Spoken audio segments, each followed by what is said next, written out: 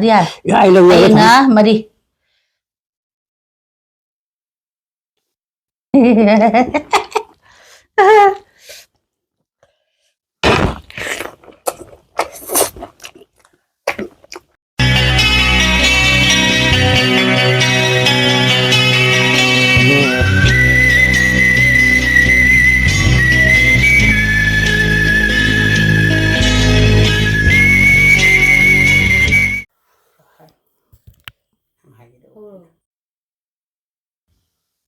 Ay mayam. Kasi ꯑꯩꯈꯣꯏꯒꯤ ꯄꯥꯟ ꯏꯔꯣꯜꯂꯒ ꯄꯥꯟꯒ ꯊꯥꯡꯖꯤꯡꯒ ꯏꯔꯣꯟꯕ ꯆꯥꯕꯤꯔꯛꯑꯣ ꯉꯥ ꯑꯇꯥꯎꯕꯗ ꯀꯩꯅꯣ ꯇꯧ ꯆꯥꯕꯤꯔꯛꯑꯣꯅ ꯍꯥꯏꯕꯗꯣ ꯍꯟꯗꯛꯁꯦ ꯑꯩꯈꯣꯏ ꯕꯥꯁꯦ ꯉꯥ ꯊꯣꯡꯕ ꯉꯥ ꯀꯩꯅꯣꯁꯦ ꯃꯁꯥꯗ ꯃꯅꯝ ꯃꯍꯥꯗꯣ ꯈꯔ ꯍꯩꯅꯗꯦꯅ ꯉꯥꯗꯣ ꯌꯥꯎꯖꯗ꯭ꯔꯦ ꯕꯣꯔꯥ ꯑꯃ ꯍꯧꯔꯦ ꯀꯥꯡꯉꯧ ꯑꯃ ꯉꯧꯔꯦ ꯑꯗꯣ ꯊꯥꯡꯖꯤꯡꯒ ꯄꯥꯟꯒ ꯏꯔꯣꯜꯂꯤꯉꯩ ꯃꯊꯛꯁꯤꯗꯁꯨ ꯊꯥꯡꯖꯤꯡ ꯑꯃꯁꯨ ꯁꯤꯡꯖꯨ ꯇꯧꯔꯦ ꯑꯗꯒꯤ ꯁꯧꯒ꯭ꯔꯤ ꯑꯃ ꯊꯣꯡꯉꯦ ꯀꯥꯡꯉꯧ ꯑꯃ ꯌꯥꯎꯔꯦ ꯀꯥꯡꯉꯧꯁꯦ ꯑꯅꯤꯔꯛ ꯁꯨꯔꯦ ꯁꯣꯝꯗꯁꯨ ꯁꯤꯅ ꯃꯧ ꯑꯁꯣꯝꯗꯩ ꯃꯧ ꯇꯣꯝꯃꯤꯅ ꯉꯧꯔꯛꯄꯅꯦ ꯈꯣꯏꯕꯥꯏꯁꯨ ꯑꯩꯈꯣꯏ ꯆꯥꯕ ꯎꯖꯔꯒꯦ Ai mẹ, ở đấy, cha này phải gọi cái tủ tới đi xe, ngồi thăm ô xe nó ba, được ai chú, sáng sẽ cái tăng, cân nó ba, yên cái gì giả cái gì ai khởi cân cái này thì sao, hầu đâu ra gì, tiếng ngô ai, sao gì số gì ngồi gì sao hầu đâu đấy, hầu đi gì, hầu đi gì, sao, tu 당징제 그러보네 나 그거 돼. 시 해대비게. ai lâu kia này. 저랑 또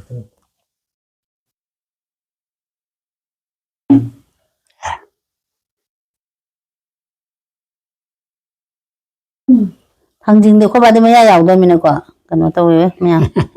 야, 우리 여와 사야 돼 보인다.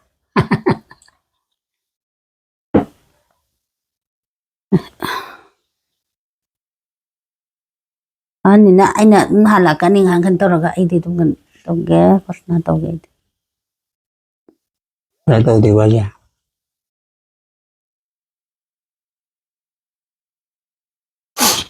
자라 잘했지 tum냐이다 Thùng lâu đấy. tum냐우디야 tum냐우디 매암 tum비로 Small sa mà thùng đi ra đây.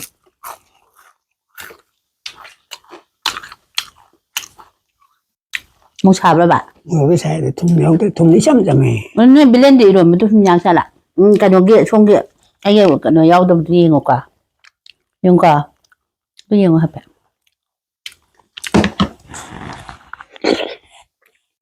Iya. 나브라 여기 너 지금 그너 더 Tamam.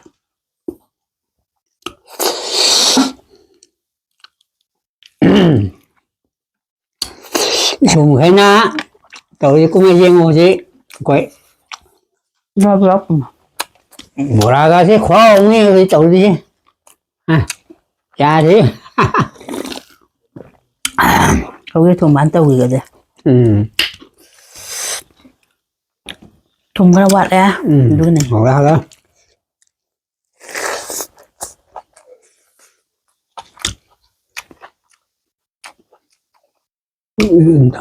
봐 돈 빌어라 Này.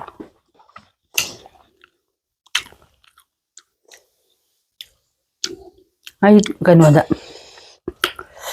당진도 바데 당진도 그노 떠우디네 동안에 하이나 합잡네 봐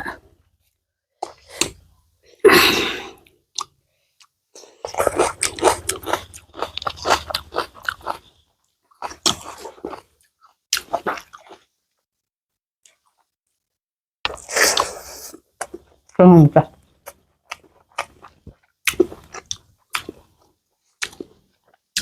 빵은 당진가 이러면 내 꿈이야 Sao, sao.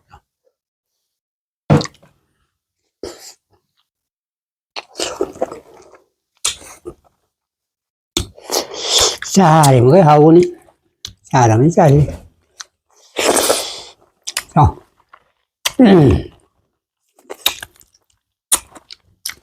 người nữa xa đừng về chúng ta là gì à rồi qua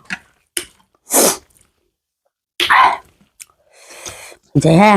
뭐 먹을 거자. cũng rất là hữu thế qua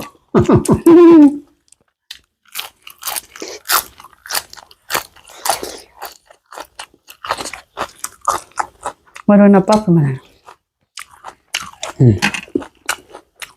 và buổi thu mua gà của cháu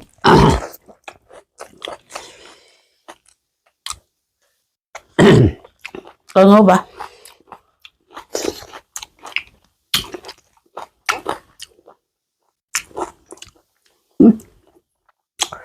당근 이제 냠하고 그래.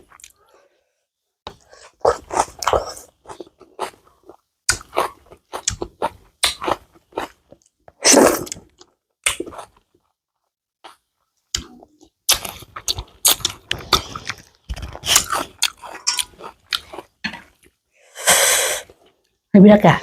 hay rồi nói sao được không sao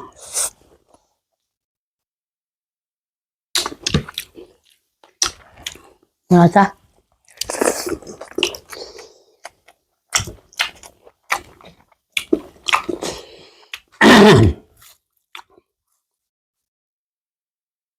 hảo nhau rồi phải ra mình làm như nào bộ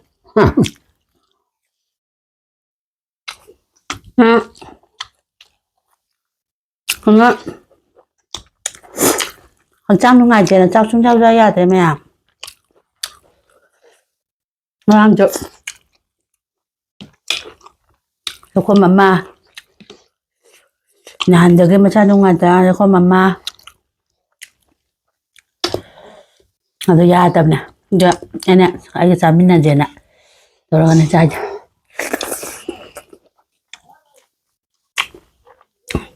자 욕조 자들 맞을 거야 là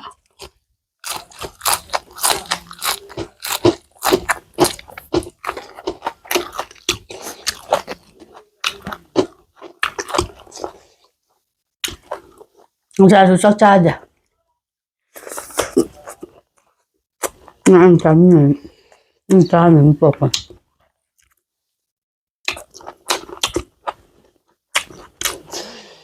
làm ra lao của ta ao tốt lao nó sao không sao mình cái khăn lắm anh 좀 짜라. anh qua cái khăn lắm một vài vợ sao hết por la ahí cái nó toàn sao nên gì đâu nên làm sao cái đồ qua rồi không ra khăn lắm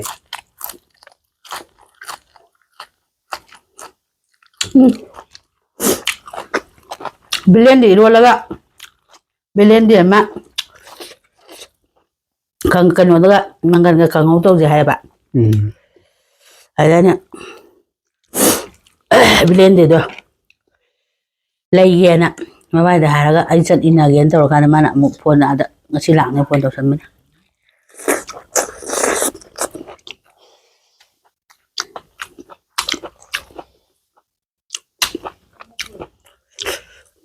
Ngô ra làm ngô quạng được hả mà dạ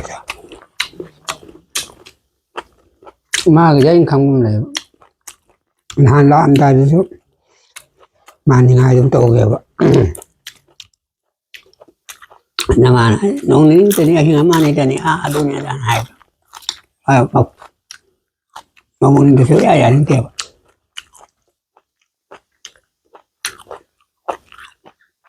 ra đó nhưng hay biết ôi làm sao được chỗ ai đi nhà lắm mà làm ăn hay là nó lâu sao có lẽ nó qua nhiều ra rồi sao anh cho ra nữa xem ngô xà bên sao ra đi sao xin khai bằng xin khai bằng này đây cái đồ hen bả cái nó mix rồi nó là hay rồi nè sai tua là lấy được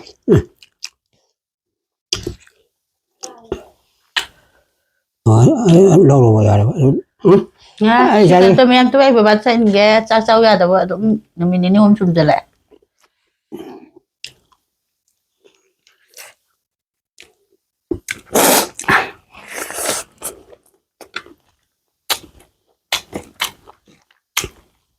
왜 안 더 하고 내가 자 하고 됐다.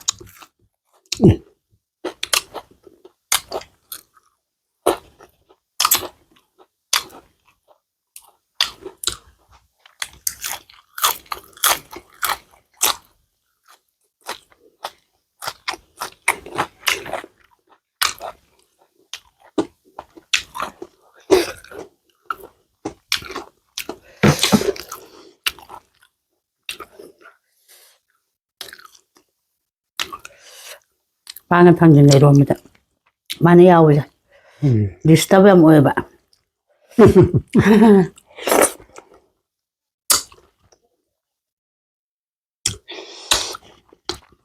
지금 양싸움을 간다. 한 부족이야. 지금 양싸움을 간다. 웃고 야웃고 뭐네 봐. 저는 항상 가는 단진 가능성 사이즈 야대금 또 이것도 야대금 또 아주 와 이리 뭐라 하는 거 이거라.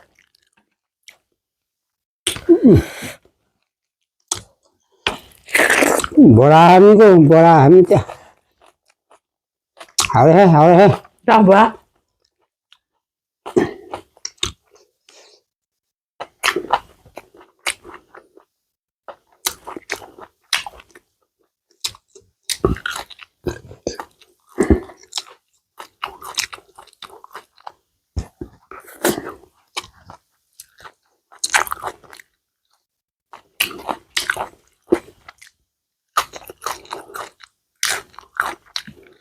Không sao ạ? Đấy. Chảy.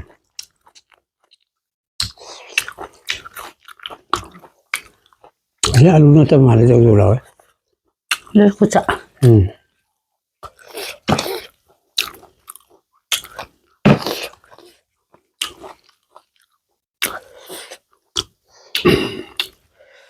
Ăn nha, cho thuộc ạ. Chắc sẽ không sao. Giang thì nó ăn sao chẳng chẳng say.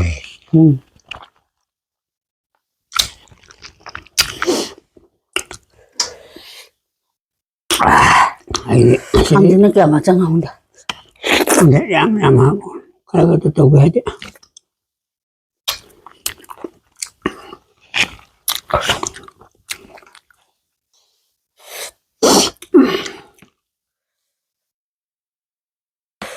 Thân ra bạn, tập với cái bà xăm nào nè, cô bà xăm lệ này là cho ngân ngân nó mới hôm đi chơi đẹp chắc chắc ạ. Mà chỉ đây đấy, ta rồi á, khăn cái khăn bạc luôn, sang phía nhá, cho ra này hôm sau thì đôi tổ ra rồi hai tấn nè, ra này phải phải xăm mình này nữa, ra đây phải thế nào, hồi đi.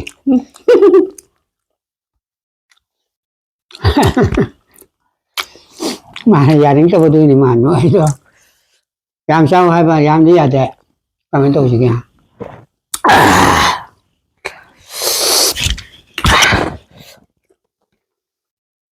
Sao chụp vô ở chụp đi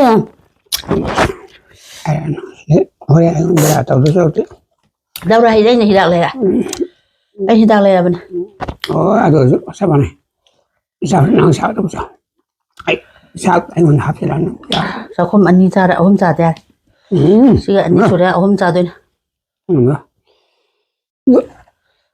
cái tân ra thì ra qua rồi bạn anh ngầm đấy cái anh sao không hôm ra đi à ai lâu rồi na mà đi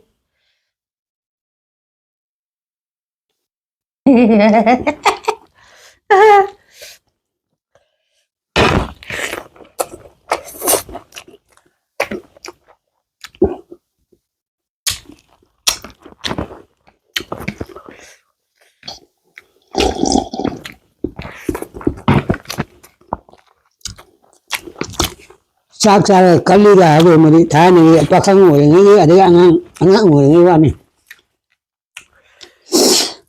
ăn rồi cái sak sara kali ra đi hai rồi tung ngâm đến này machine thằng ngâm đến này đúng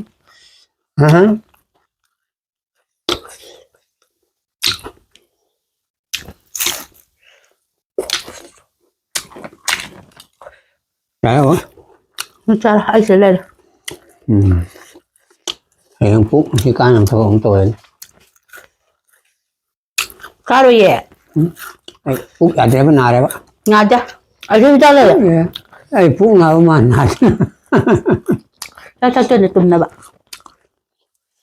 좀더 짝. 뭐야 짝짜들보다 좀 내야 답이 그러면. 어머니 흥미 줘요. 짝짝 잡아도 뭐 먹자 짝좀 돼요.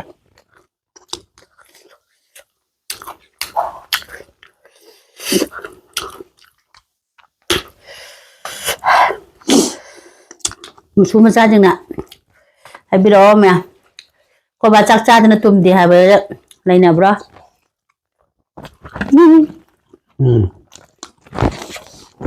짬짬 한 마자. 이렇게 짜드죠.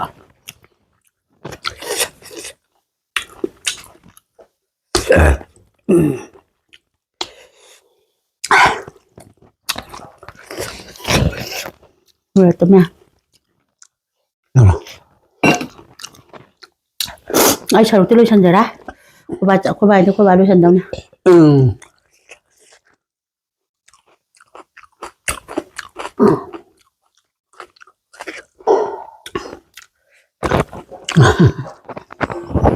Cái hàng nó hấp sủi.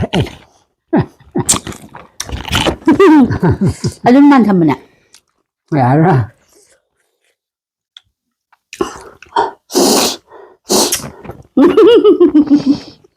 Xuống với sao cái này nạt tôi đi lăng lăng không anh. tôi phi tôi đi phải nói tôi đi Xin lỗi này. tôi bay rồi tôi đi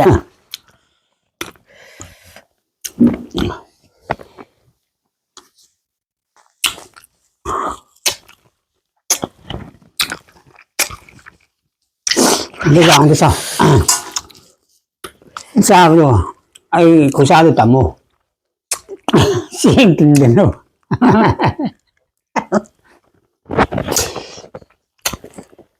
Tiếng ơi sao ra chứ mà phăng vô lâu đừng mà phăng vô ra đừng này xin cái đó mà này cái ai đem nó hấp lên là cô nó được. ai vừa là lấy ra anh kia số anh trai đó Khẳng định nhưng mà xin cái gì? tôi ra rồi đó Sao sao xin lỗi. nanti ai vừa là đi tôi được đi hai rồi vừa là được đi hai mươi tan tôi ra đó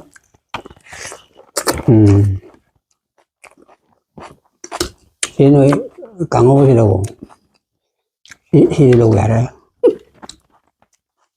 Mày làm những ai á sao thì cái sao vậy? vì anh đi sao anh phụ tôi Xin mà chơi ngô vậy? Thì đâu thì sao để bao người ra? mẹ có bà dạ thanh long ai tầm mình hôm nay mà đi nó chui được chưa? Tao cho cái bạn nhưng mà tao không mong muốn tăng tung bây giờ vậy 5 phút rồi dạ 이빠니나 누시버니나 khara charaga matam khara agna lehaning bhajara adana masu mayam mamangda masa mayam mamangda pothora ine mayam campaign kanoi to biro Đúng cái nào? campaign pi biro habna ado chago pupu kheram chao tanna na ba mayam na jo campaign pi biro ba su masa mayam na tuna mayo tuna channan ha wonna ti cha daw ya tare ai thanda khama ngamdre china mayam na khan biro cha cha khayam cha go ha biro 사악사르가 군시 상도이다 사들가 상도이다 사신 수신나 하비리 머루 못방신나 아까 complain tawbiro habiro comment tawbiro ay mayam na habido ado adin ay tawjereke habi ayo isung kai jam kai uda ay sinin treba adu sabe ya de mo na haji sirani sine ba ay ni siro ni khan ba ado ay di apa mo sari ko se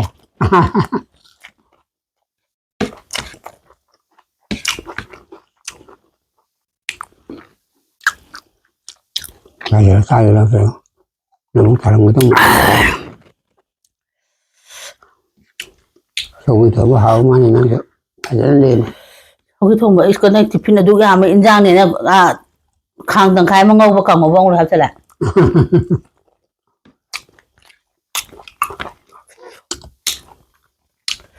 Thangjing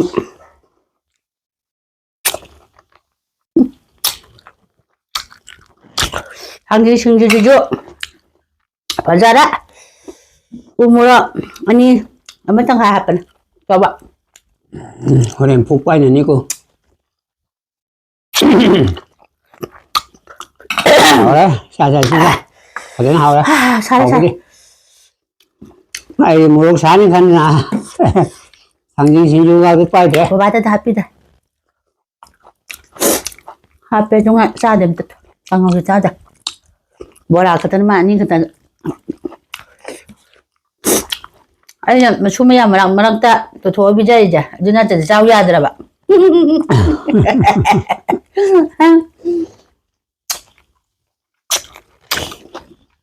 Alo. Chưa ra, xa ra, ai nãy cái đi. Tại vì hai ngày đi lấy tiền. Mà ba, mama bố, mà xa thì nó xí bác. Xa được đi xí như hay một khăn này bác. Ai đi, xa được đi xí rồi xin anh khả đi, xa được đi xí đông mà. 짝 짜야 되는 음식 가야 이거 해나 거기 따더래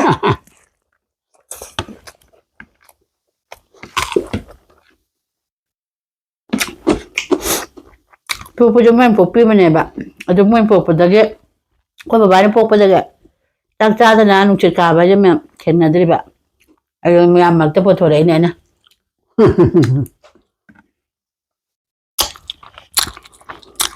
Ada masang di. Karena kamera udah apik lo. Dari cara ke video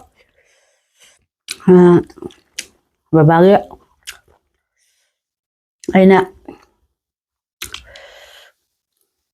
ꯆꯥꯛꯁꯨ ꯆꯥꯗꯕꯁꯤꯕꯨ ꯉꯥ ꯃꯃꯥꯡꯗ ꯀꯃꯥꯏ ꯎꯠꯂꯩꯅꯣ ꯍꯥꯏꯕꯒꯤꯁꯨ ꯌꯥꯝꯅ ꯂꯥꯟꯅ ꯈꯟꯕꯤꯒꯅꯣ ꯆꯥꯛ ꯆꯥꯎ ꯁꯨꯡꯌꯥ ꯌꯥꯗ꯭ꯔꯦ ꯉꯅ ꯅꯨꯃꯤꯠ 4ꯅꯤ ꯁꯨꯔꯦ ꯉꯁꯤꯒ ꯃꯆꯨ ꯃꯌꯥꯝꯒꯤ ꯃꯃꯥꯡꯗ ꯄꯨꯊꯣꯛꯑꯒ ꯄꯤꯖꯔꯗꯤ ꯈꯤꯇꯪ ꯆꯥꯒꯗ꯭ꯔꯅ ꯃꯌꯥꯝ ꯄꯨꯊꯣꯛꯆꯔꯛꯄꯅꯦ ꯆꯥꯛꯄꯨ ꯃꯤꯔꯥꯏꯕꯩꯁꯨ ꯅꯠꯇꯦ ꯆꯥꯛꯀꯤꯁꯦ ꯈꯤꯇꯪ ꯄꯨꯊꯣꯛꯑꯒ ꯆꯥꯕ ꯍꯥꯏꯁꯤ도 ꯌꯦꯡꯕꯗ ꯅꯨꯡꯉꯥꯏꯇꯗꯅ ꯑꯗꯨꯝ ꯃꯆꯨꯅ ꯍꯥꯞꯆꯤꯟꯕꯤꯔꯛꯑꯦ ꯃꯥꯏꯗꯤ ꯑꯩꯁꯦ ꯂꯣꯏꯔꯦ ꯌꯥꯝ ꯍꯥꯎꯔꯦ ꯑꯩ ꯉꯝꯖꯗꯕꯩ ꯋꯥꯅꯤ ꯍꯥꯎꯗꯤ ꯍꯥꯎꯔꯦ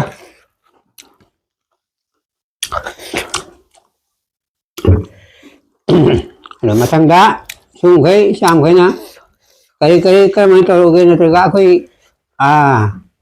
ꯅꯄꯨ ꯑꯣꯏꯕ ꯑꯗꯒꯤ ꯅꯄꯥ ꯑꯣꯏꯕ ꯑꯩꯈꯣꯏ ꯑꯩꯁꯤ ꯀꯟꯅꯕꯒꯤ ꯀꯔꯤ ꯆꯥꯔ ꯐꯅꯤ ꯀꯔꯤ ꯇꯧꯔ ꯐꯅꯤ ꯍꯥꯏꯕꯗꯣ ꯑꯗꯨꯃ ꯈꯤꯇꯪ ꯀꯃꯦꯟꯅ ꯄꯤꯕꯤꯔꯛꯑꯣ ꯆꯥꯛ ꯅꯠꯇꯕꯤꯗ ꯀꯩ ꯆꯥꯔꯒ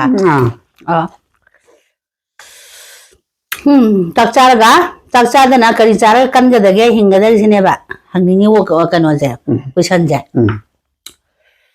ꯍꯣꯏ ꯃꯌꯥꯝꯅ ꯏꯅꯥꯎꯁꯤꯡ ꯏꯄꯥꯁꯤꯡ ꯏꯆꯤꯟ ꯏꯅꯥꯎ ꯈꯨꯗꯤꯡꯃꯛꯅ ꯆꯥꯛ ꯆꯥꯗꯅ ꯀꯟꯕ꯭ꯔꯥ ꯆꯥꯛ ꯆꯥꯗꯅ ꯀꯃꯥꯏꯅ ꯀꯟꯕꯅꯣ ꯍꯥꯏꯕꯗꯣ ꯑꯩꯈꯣꯏ ꯕꯥꯁꯦ ꯀꯃꯦꯟꯇ ꯇꯧꯕꯤꯔꯛꯑꯣ ꯃꯥꯏ ꯃꯃꯥꯡꯗ ꯀꯃꯦꯟꯇꯣ ꯄꯥꯊꯣꯛꯑꯒ ꯇꯧꯒꯦ ꯑꯗꯨꯝ ꯃꯊꯪꯗ ꯆꯥꯛ ꯄꯨꯈꯝ ꯑꯃ ꯆꯥꯔꯣ ꯍꯥꯏꯔꯗꯤ ꯆꯥꯅꯤ ꯍꯥꯏꯕ ꯅꯠꯇ꯭ꯔꯣ ꯑꯗꯨ ꯁꯛꯇꯤꯁꯨ ꯂꯥꯛꯄ ꯌꯥꯏ ꯑꯗꯨꯕꯨ ꯃꯇꯥꯡ ꯆꯥꯗꯗꯤ ꯑꯗꯨꯝ ꯉꯝꯃꯣꯏꯌꯦ ꯌꯣꯄꯥꯛ ꯄꯥꯏꯕ ꯎ ꯀꯛꯄ ꯁꯤꯡꯖꯪ ꯄꯥꯏꯕ ꯊꯥꯡꯖꯧ ꯄꯥꯏꯕ ꯃꯤꯅ ꯆꯥꯛ ꯌꯥꯝ ꯆꯥꯁꯤꯜꯂꯒ ꯌꯥꯏꯑꯕ ꯁꯨꯗꯅ ꯍꯧꯒꯠꯂꯒ ꯋꯥꯛꯀꯤꯡ ꯆꯠꯂꯨꯕ ꯑꯗꯒꯤ ꯍꯜꯂꯛꯑꯒ ꯐꯃꯨꯡꯗ ꯈꯔ ꯐꯝꯕ ꯈꯔ ꯇꯨꯝꯕ ꯑꯗꯒꯤ ꯑꯉꯥꯡꯈꯣꯏꯅ ꯊꯝꯃꯝꯕ ꯆꯥꯛ ꯏꯟꯁꯥꯡꯗꯣ ꯆꯥꯁꯤꯜꯂꯒ ꯂꯩꯕꯗꯨ ꯃꯦꯆꯤꯟꯗꯨ ꯍꯥꯏꯕꯗꯤ ꯉꯁꯥꯏꯒꯤ ꯎꯆꯥꯎ ꯇꯥꯕ ꯃꯦꯆꯤꯟ ꯇꯛꯎ ꯌꯥꯗ꯭ꯔꯕꯅꯤ ꯕꯣꯔꯥ ꯑꯃ ꯄꯥꯏꯕꯗꯣ ꯂꯣꯏꯔꯣꯏꯗ꯭ꯔꯥ ꯋꯥꯈꯜ ꯈꯜꯂꯤ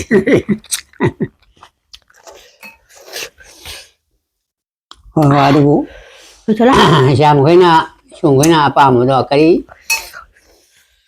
kari hay sao kìa là từ cái nào kari mấy sao đều phải cái đây kìa là từ cái sang khi tăng cân là bây giờ tôi bị comment cái video ta hay ai vô tại hôm qua này hindi nhiều sao thì sao rồi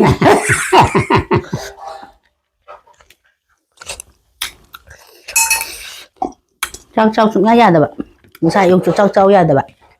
Ngana dang so choko mani kha ilaga guri bijara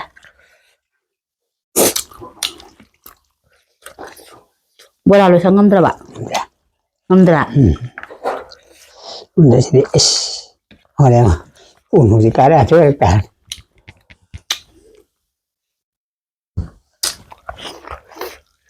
khi leun he si tai thuk ai agang với phi rồi su lên ai cái nó cũng leo rồi phải đi đó ai bố tập ra rồi giờ xin tai thuk ra được bao nhiêu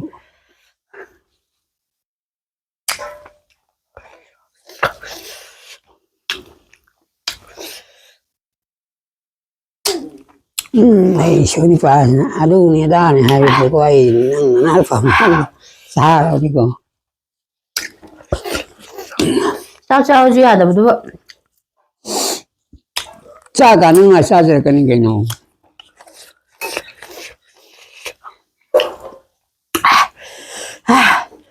hay he luôn mà chua đó còn ngồi đuôi chua đó chú chú là dạ bữa phụ không có phương mà nghe đi phun xuống nhân nhiều xông xông như à đó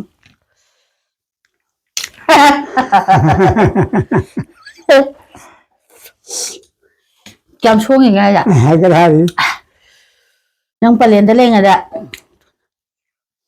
một giáo cụ phẩm gì là buộc ta tôi đây mà bán cái xuống một đoạn xuống rồi bạn 아니 그 소음도 돼야 내 뒤에 꽁꽁꽁꽁 지디 내 뒤에 안 그래요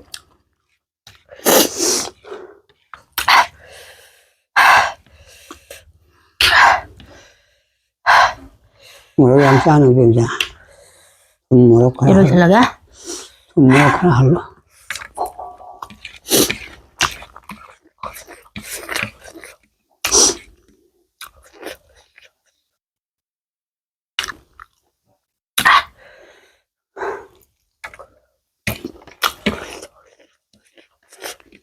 vô thầm mình đó cho không cháu không ngâm được mà ai chụp pani luôn ba cả ngâu thằng tin xin chua rồi sang ra cái thằng thì anh ấy tụp cái nè à quá tani à đi gì rồi đang cái này hấp nó ra rồi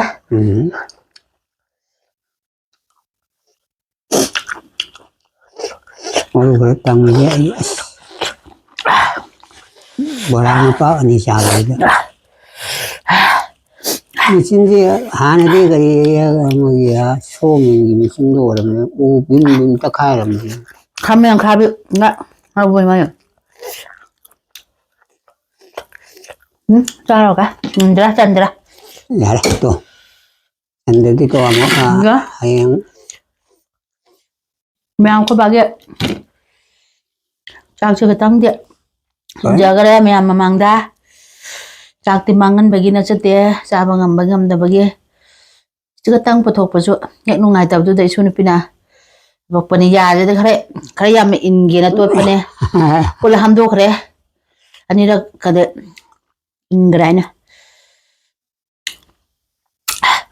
numi marini mangani su jalak pa sak cha tab du ko ana sak cha bu da polap cha mina ji tang sa ya na pathok pa ai ta 시비니 마 간접은 아주 뭐이라 좀더 요트 야도 하기더라 나한테 산인도 하기더라 아이 상이도 되게 싸고 하겠냐 하고야 돼 마양 바로네 그리 살아가 뭐 또로게 해도 마양 아 그냥 그리 싸우게 하고 아무튼 싸게 comment 또 그러 어디 bài tao là gì đó bài tôi gì sao xe hay ấy hồi đúng tao hoàn giờ rồi sao thì mang ngân giờ rồi cô sao thì mirai bên sẽ đi mèo 시자 자자 시가 시기 디시나 아 biến bi rồi 벤비로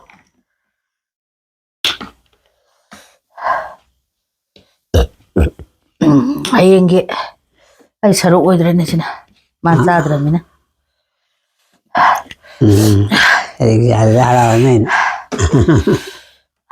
tu đi nó được rồi chờ là chưa bài tao là gì rồi bây giờ rồi ha phải không xin đi ꯂꯣꯏꯁꯤꯟꯖꯔꯦ ꯃꯊꯪꯗ ꯀꯔꯤ ꯆꯥꯎ ꯍꯥꯏꯕꯅꯣ ꯍꯥꯏꯕꯗꯣ ꯏꯆꯤꯟ ꯏꯅꯥꯎ ꯃꯌꯥꯝꯅ command ꯍꯥꯏꯕꯤꯔꯛꯑꯣ